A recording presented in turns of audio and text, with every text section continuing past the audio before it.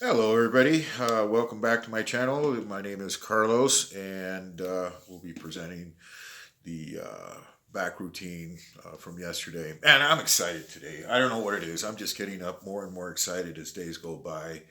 So, I don't know. I'm jazzed up. I just feel really jazzed up about everything that's going on with this, with this lifting quest. I'm not talking about the world out there. Yeah, war, disaster, things are bad, inflation.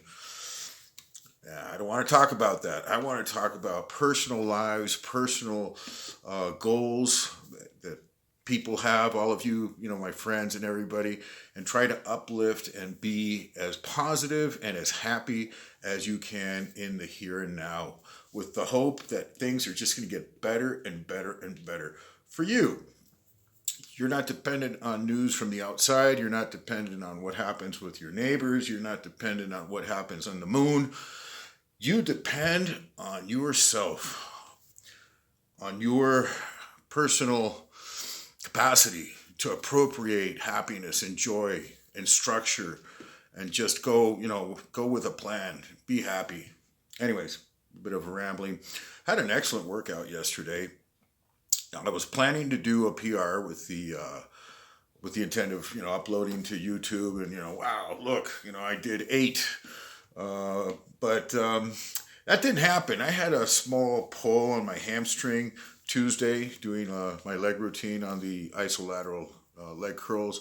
And I pulled it pretty hard that day. I mean, I wasn't screaming in pain when it happened. It was like, oh, man. So I did feel better. It got better through the week. And yesterday, Saturday, I was planning on doing that, deadlift PR. And I got 5 reps. Shit, I didn't get the PR. So what does that mean? Am I treading water? I guess so. Are those workouts productive? What happens if you don't train as hard as last time? Because I know the mantras out there. Got to train harder than last time. Train harder than last time. I don't know about that. That progress. I guess it happens over time. But to say that every single workout is going to be, more extreme than the one before, I don't think that's doable. I don't think that's happening. I don't think that's necessary. I think you can create a muscle growth stimulus through adequate and sufficient work. So 5 reps on the deadlift. Yeah, I'm holding my own. I'm treading water. I'm there. I can do that on any given day if I'm not injured or I feel crappy or anything like that. If I'm feeling good on any given day, I can do that. Now that being said, I knew I could have gotten those 8 or even more reps had my hamstring been 100%. But it was starting to pull like on the 3rd rep. And then I was feeling it. I said, be careful. You don't want to screw your leg up. You can really hurt yourself. On my 4th rep, and I'm really focusing on my leg more than technique, more than, you know, getting that weight up, which is heavy. 400 pounds is heavy. It was, when I first did it, it was an extreme weight for me. It was like, oh my, I never dreamed I could pull that weight. Now it's nonchalant. I can do it any day. But still, so on my 3rd and 4th rep, I'm thinking to myself, you can do it. You can do it. Just, one more. You got it. And I hit my 5th rep and it felt like a little twinge, like the piano wire going, Ding. I said, fuck it, man. Just leave well enough alone. You can do this another day. And so I stopped there, not frustrated, but you have to reconcile when you have a plan, you want to do something, you have everything planned out, and something stops it. You can't pull it off. You have to make the best of the situation. So left it at that. Then I continued with the rest of my back workout, which I put extra oomph into it. So after the deadlift, went and did the hammer rows, the machine rows with the pin stack. I find that to be an amazingly effective movement to pump the back. That's one exercise that I actually feel like my shirt tightening and the back muscles, like during the workout, they are inflating. So I decided to attack it with, more aggressively yesterday. I started 15 pounds heavier than last week. That one I didn't, increase my parameters. So last week it was 100, 130, 160, and 180 pounds. And today's routine was 115, 145, 175, 205, and then I went for full stack. And the idea was to control the weight, do high reps, but also do, a faster cadence with the exercise, not so, this type of movement. No, I wanted to, like you're rowing in real life, like you're on a boat, you're on a canoe, and you have to row as fast as you can. Um, like I don't want to get into rowing competitions or anything like that, but like in real life rowing, it's tough shit, man. I mean, that's hard work. It is, and it's not just a 30-second, thing. You're going for, for long distances rowing. So, the human body is really amazingly constructed, and rowing is a very natural movement for the human body.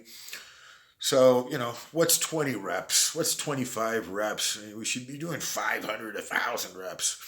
But we're building muscle, and those aren't the parameters. Anyways, so did that exercise. It was the total poundages on it. I think I got 13,000 pounds for the 5 sets. I total out like reps times the weight, total weight for the set, and I total all that stuff out, geeky nerdy stuff.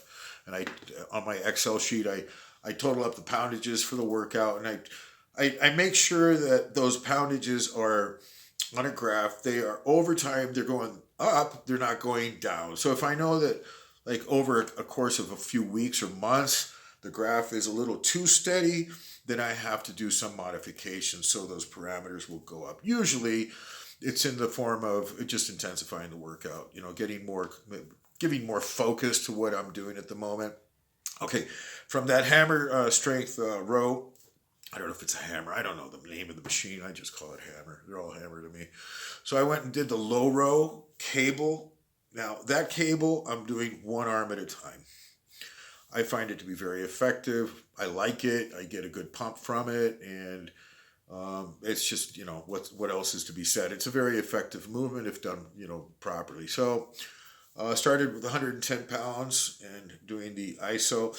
And I wasn't noticing that I had my hand on my leg here, and I'm kind of like providing a bit of support with this arm here. So I did my set, and I look over my shoulder, and this young kid, I'm 57, fairly, feel like, I've paid my dues. I've been lifting weights for a while, and I look over, and the gym trainer, this little kid, he's 20 years old.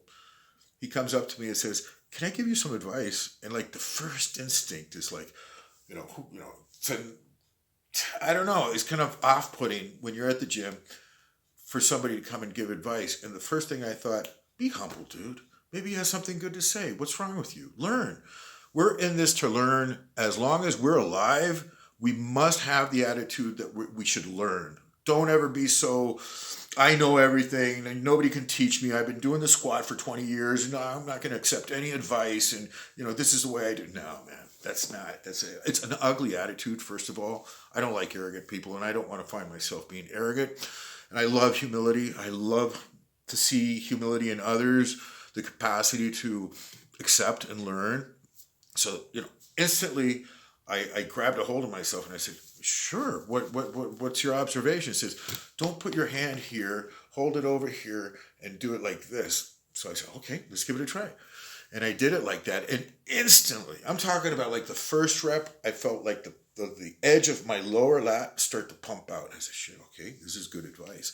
What's wrong with me? Why wasn't I doing this before? I always support little things, man. It's like just little things. And it changed the workout. Like I did like 3 or 4 more sets after that.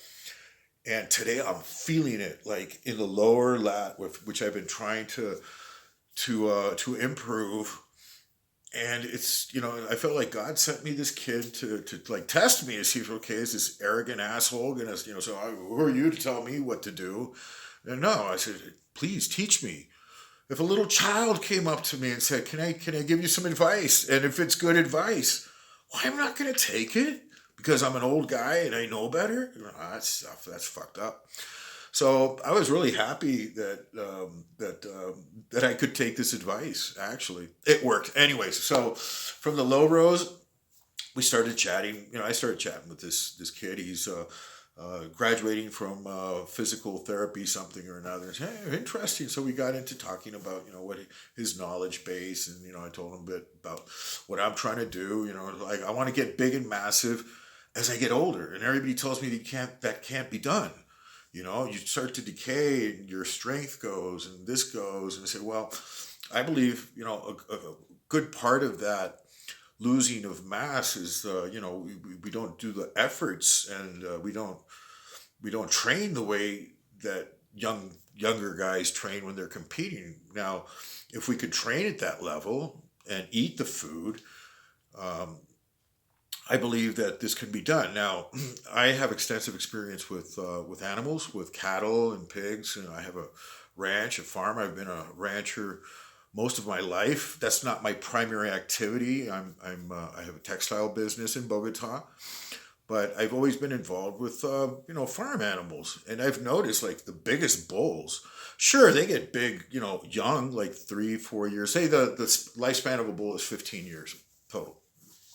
The real productive years are from like 2.5, 3 years, and usually by the time they're 10 or 11, they get taken out in favor for the younger bloods. But we've had bulls like 12, 13 years, and they get massive. Like the pigs also. Okay, humans are not, pigs are not, bulls, but there's something to be said about the male body as it gets older. It has a capacity for mass. That's what they do. Like these pigs, unbelievable. They'll grow until they die. It's like, I had a pig, it just got larger and larger and larger. It was weighing like 600 pounds. It was fucking huge, man. And it was old. It was like, had the long tusk and everything. We didn't want to get rid of it. It's just getting bigger. As you just feed it, see how big it can get. Same thing with the bulls. Now, I believe that humans have the same kind of capacity. I think our lifestyles have, we have very sedentary lifestyles, even if you are active. Like compared to nature, we're completely sedentary, because like in nature, it's just more, it's all about physicality. That's all you can do is it's your body. You're hunting, you're gathering, you're working day and night. You sleep and you work, you sleep and you work. That's life. That's the way, biological entities, exist. But we live on a sofa, we live in apartments, we live in cars. This is completely unnatural as far as biology goes. So, long spiel, make a long story short, I believe that mass can be accrued through age. So, it's just training. You have to train, you have to eat properly, and, get with the program. So, anyways, we were talking about that with this kid. And so he accompanied me. He stayed with me for the rest of my workout. And I asked him, do you have any more pointers? Because I'm doing my rear delts, and the rear delt is one of those exercises that I see that people learn from the beginning to do it extremely strict. And the teacher, the trainer will tell you got to be very conscientious of your form. You have to be very strict. And thus, nobody ever, ever, ever uses heavy weights with rear delts. Now, me being the contrarian that I am, say, well, fuck this. I'm going to try to do 80-pound dumbbells, 90-pound dumbbells and swinging them just to get a rise or reaction from somebody. Say, hey, don't be swinging the weight. That's not going to do anything. Bullshit. It's not going to do anything. You swing some 60s, 70s yesterday under, his guidance and, whatever. I started out with the 20s, real strict. And they said, well, don't be so strict. They said, look forward, hunch down a little bit more, keep your back straight, and all the normal stuff. And, so I'm getting a good pump. So I started out with 20s. I did my 30s, and then I did a set of 50s, which aren't on the video. I think I did 6 reps. I said, Juan, his name is Juan. Juan, I have a deal here going with the rear delts that, I'm trying to do heavy weights, and I'm kind of sloppy with them, but I don't care if I'm sloppy, because when I do those sets the next day, my rear delts are screaming. Where do I feel them? I feel them in the rear delt, right here, the meat, like up here in the shoulder and the whole thing. I feel it when I do the heavyweight, not when I do like these 20 rep pumps with 30 pounds. So I grabbed the 35 kilos, it's 77 pounds, got into position and yanked them and swung them up for 3 reps and did another set for 3 reps. And, whoever sees those reps might say, "Well, what's that going to accomplish? It's sloppy, it's not strict." And I say, bullshit, it really works. What are you yanking with? You're yanking with your muscle. Now, I do try to make a mind muscle connection with the rear delt. I know there's some other muscles that are working. Probably even my calves are working. My erector, spiny, everything is working because it's a heavy weight and you need a lot of support. Nonetheless, if you can really focus, it's going to hit the targeted muscle for sure. And today, I'm feeling it. I'm feeling the rear delts, and it's not just from doing the pump. It's from doing that heavy set. So I got some good advice from the kid yesterday, and so I guess the message is be humble, be willing to learn, and no matter how old you are, I don't care if you're 80 years old and you're a master bodybuilder. You've won, 20 shows. You've competed, and you have a lifetime achievement award. If you're one of those that can't learn or you can't be taught anything, just okay, it's over with you. It's over. I think that the human being, as long as he's in this world, in this life, always has an opportunity to learn.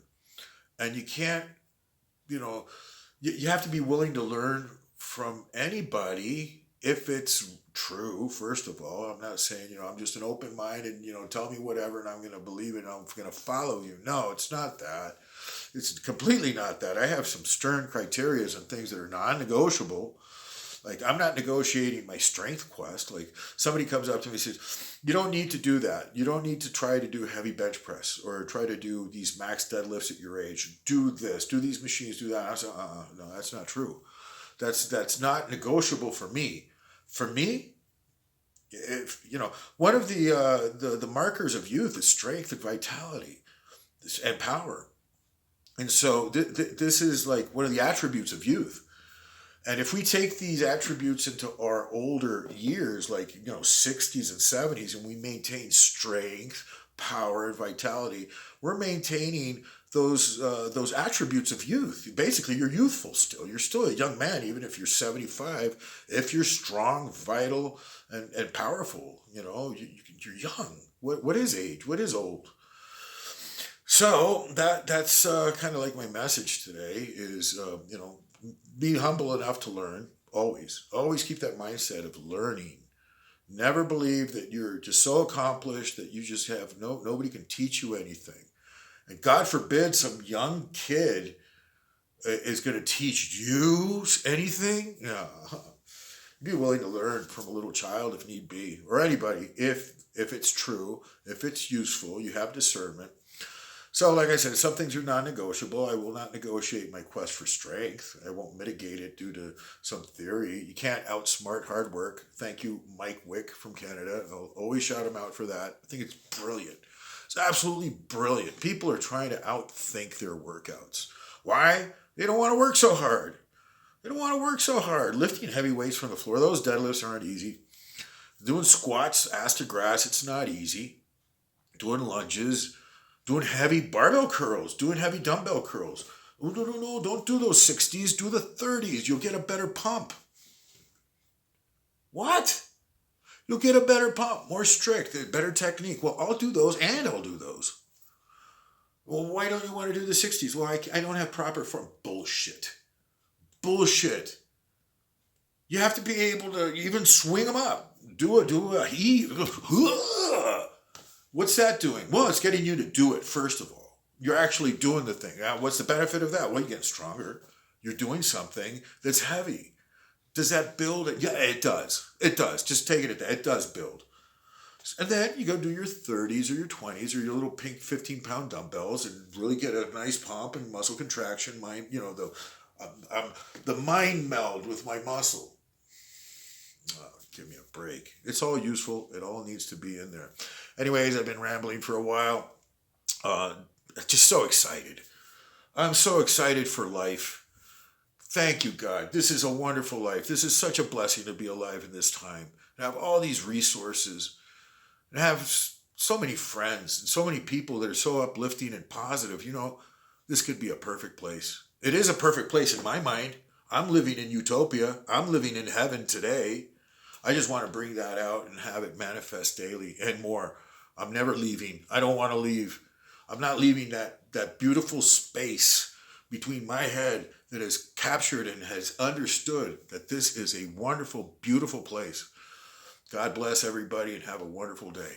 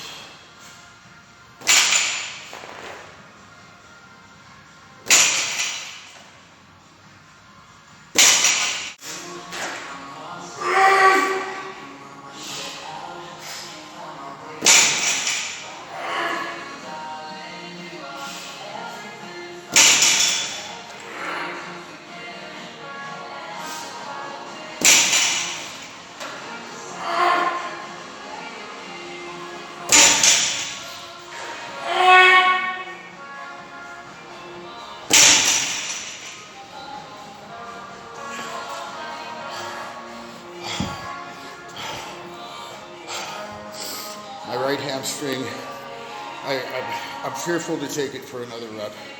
It's pulling, it's not painful, but it's on the limit. I don't want to push my luck today.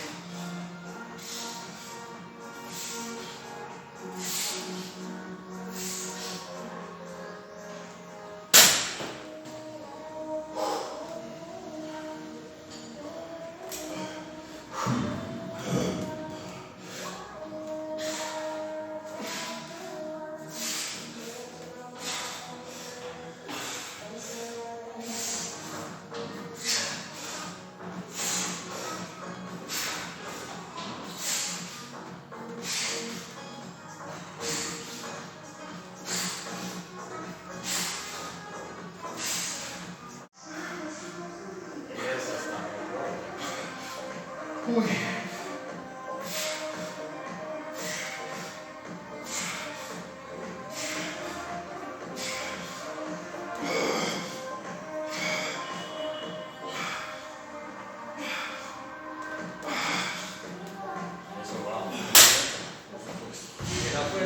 No, y sentí aquí la carne está jalando más. Porque lo que le decía, está toda la fuerza que está haciendo la pierna. ¿Tienes todo resuelto? ¿Listo? Vamos otra vez. Eso. Bien. Buena.